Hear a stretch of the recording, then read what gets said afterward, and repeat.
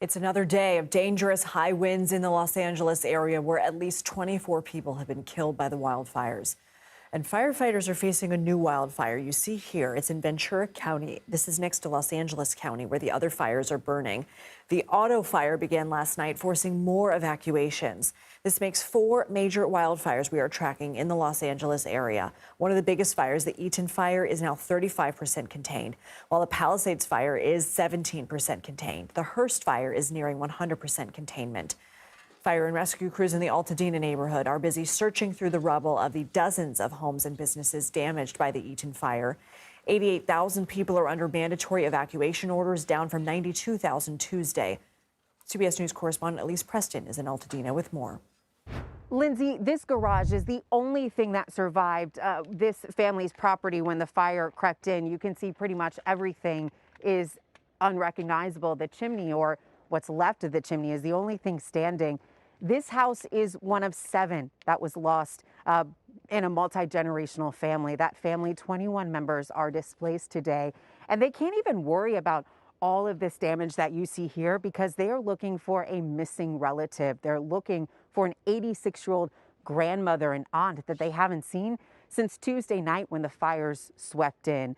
That woman, Miva Friedley, is one of about a dozen people who are missing from the fires today, both in Eaton and the Palisades Fire. Authorities have confirmed that 24 people have died, and they're trying everything that they can to make sure that no more deaths are happening. The winds are expected to pick back up today.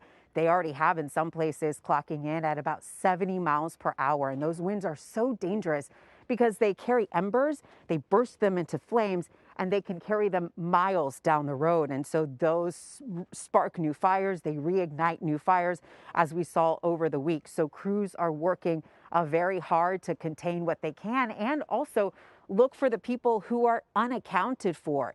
The danger is so high, the need is so great that the state and FEMA have opened new recovery centers today. Lindsay? Elise Preston, thank you. In addition to making it easier for the flames to spread, the return of high winds could ground some, if not all, of the more than 80 aircraft being used to fight the fires. CBS News senior weather correspondent Rob Marciano has an inside look at that effort.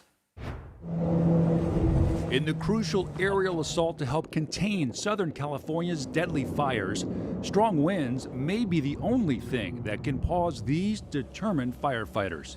Wind's the fire boss, so the hair on the back of my neck will stand up when we start, witnessing winds like this that we are today. We're standing next to one of 8 activated military C-130s, modified specifically to contain wildfires. The paratrooper doors is where the fire retardant is installed of, so people would normally be jumping out of there. The aircraft can release 3,000 gallons of water or red fire retardant in just seconds. And the fleet has already dropped more than 16,000 gallons of suppressant, seen coating some LA neighborhoods. I worry about how dangerous it is to fly around these fires. It's not a normal mission as they go down and drop the retardant. I mean, it's a different kind of combat, isn't it? Very much so. Rotary aircraft can get even closer to the raging flames.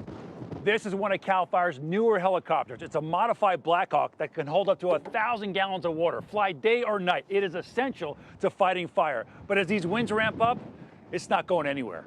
When the winds get to a point where you can't fly and fight this fire, how frustrating is that for you? It is very frustrating, but we'll sit on alert waiting for some type of break, and then we'll try again. Lieutenant Colonel Laura Jeffrey is a combat navigator for the Wyoming Air National Guard, but dropped everything to come to LA. We're leaving our families, we're leaving behind everything to come out, and I wish people knew the sacrifice that we make to do that and what it means to us to have the opportunity to serve those who are in need.